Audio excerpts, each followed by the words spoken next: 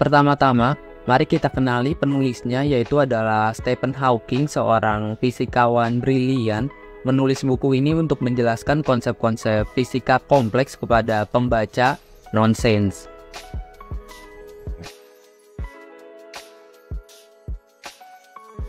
Sang penulis dengan jelas menjelaskan teori relativitas Albert Einstein yang mengubah cara kita memahami gravitasi dan ruang waktu, bagaimana waktu dapat melengkung di sekitar objek bermassa besar. Ada beberapa poin penting di bagian ke-1 ini tentang teori relativitas. Yang pertama, teori relativitas khusus. Einstein memperkenalkan konsep-konsep baru termasuk relativitas waktu dan panjang yang mengubah pandangan tentang ruang dan waktu. Kecepatan cahaya dianggap sebagai konstan, tidak terpengaruh oleh kerangka acuan observator manapun. 2. Efek waktu dan panjang. Perubahan waktu dan kontraksi panjang objek dalam gerak relatif terhadap pengamat diam. Fenomena ini dapat diamati pada kecepatan mendekati kecepatan cahaya. 3. Konsep ruang waktu melengkung. Benda bermassa mengubah struktur ruang waktu di sekitarnya, menyebabkan objek lain bergerak melewati ruang waktu melengkung yang kita sebut sebagai ruang waktu melengkung. 4. Gravitasi sebagai dampak ruang dan waktu. Objek yang terjatuh di dalam medan gravitasi sebenarnya mengikuti lintasan terdekat yang melengkung di ruang dan waktu. 5. Lensa gravitasi. Teori relativitas umum memprediksi efek lensa gravitasi, di mana cahaya dari objek di dekat benda bermassa besar dibelokkan oleh gravitasi tersebut. Teori relativitas memperkenalkan konsep revolusioner dalam fisika yang telah mengubah cara kita memandang alam semesta, memberikan fondasi untuk pemahaman modern tentang ruang, waktu, dan gravitasi.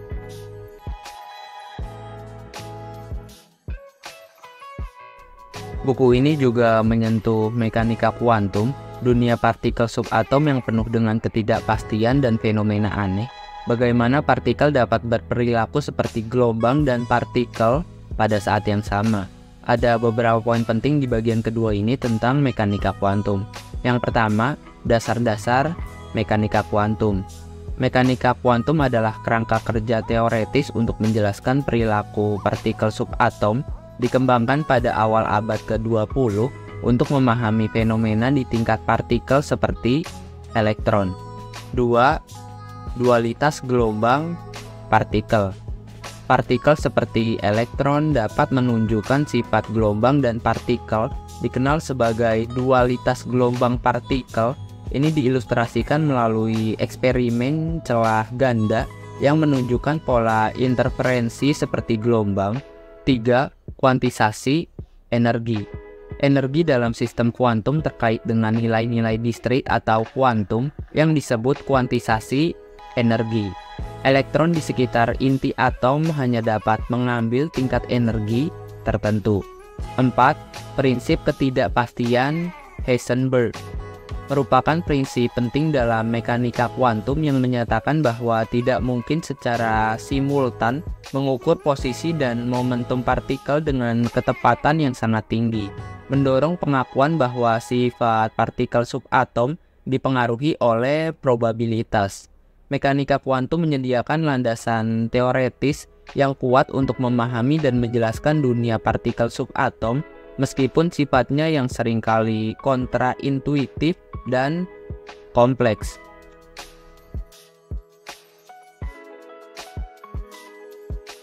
Salah satu puncaknya adalah pembahasan tentang lubang hitam. Sang penulis menjelaskan bagaimana lubang hitam dapat menghasilkan radiasi dan bahkan menghilangkan materi. Ada beberapa poin penting di bagian ketiga ini tentang lubang hitam. Yang pertama, definisi lubang hitam.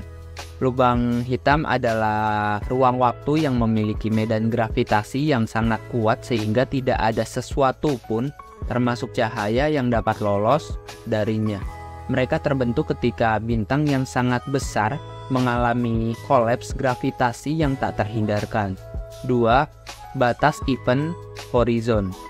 Event horizon adalah batas teoretis di sekitar lubang hitam di mana kecepatan lepas menjadi sama dengan kecepatan cahaya. Objek atau cahaya yang melintasi batas ini tidak dapat kembali lagi. Mereka dianggap terjebak oleh gravitasi lubang hitam. 3. Pembentukan lubang hitam. Lubang hitam terbentuk ketika bintang yang sangat besar kehabisan bahan bakar nuklir dan mengalami kolaps gravitasi. Kecilnya ukuran dan massa relatif benda ini menciptakan medan gravitasi yang sangat kuat. 4. Struktur lubang hitam. Lubang hitam memiliki 3 komponen utama. Yang pertama event horizon, yang kedua singularity, dan yang ketiga egosphere. Untuk penyebutannya nanti kalau ada salah kalian bisa ketik ya di kolom komentar untuk penyebutan kata ini yang benar. Oke, kita lanjut ya. Singularitas adalah titik pusat yang sangat kecil dan padat di dalam lubang hitam di mana massa terkonsentrasi menjadi tak terbatas. Lubang hitam adalah objek astrofisika yang penuh misteri dan memiliki dampak besar pada pemahaman kita tentang alam semesta dan sifat dasar ruang dan waktu. Meskipun menggali konsep canggih, sang penulis berusaha membuatnya dapat diakses oleh pembaca awam, namun bukan berarti tanpa tantangan. Kita dihadapkan pada pertanyaan fundamental seperti mengapa ada sesuatu daripada tidak ada sama sekali. Jadi di sini ada beberapa poin pentingnya di bagian keempat tentang keberlanjutan dalam fisika. Yang pertama, eksplorasi konsep. Fisika terus mengembangkan pemahaman kita tentang alam semesta dari skala partikel subatom hingga struktur kosmologis. Konsep-konsep baru seperti teori string dan teori kuantum gravitasi sedang dijelajahi untuk menyatukan mekanika kuantum dan teori gravitasi. 2. Inovasi teknologi. Kemajuan teknologi seperti teleskop luar angkasa dan eksperimen partikel memungkinkan observasi dan pengujian teori yang lebih akurat. Teknologi baru seperti detektor gelombang gravitasi membuka pintu untuk observasi yang lebih mendalam. 3. Keterlibatan kolaboratif. Kolaborasi internasional di antara fisikawan dan penelitian menghasilkan proyek-proyek besar untuk mengeksplorasi batas-batas fisika partikel. 4. Penerapan dalam teknologi. Pemahaman dalam fisika mendorong teknologi baru dan inovasi seperti komputer kuantum dan pengembangan material maju. Keberlanjutan dalam fisika menciptakan lahan subur untuk penemuan baru, inovasi teknologi, dan pemahaman yang lebih mendalam tentang alam semesta. Dengan demikian, buku ini tidak hanya merangsang pikiran kita tentang alam semesta, tetapi juga mengajak kita untuk bertanya lebih dalam tentang eksistensi kita dalam kerangka waktu dan ruang. Oh iya, jika kalian ingin belajar lebih lanjut dan ingin membaca buku ini lebih lanjut ya, kalian bisa klik untuk link pembeliannya di kolom deskripsi, karena untuk link pembeliannya sudah saya sediakan di sana. Ada beberapa kata terakhir nih dari sang penulis untuk kita, itu adalah tujuan hidupku sederhana saja, memahami secara penuh alam semesta ini. Saya Ahmad NH, terima kasih.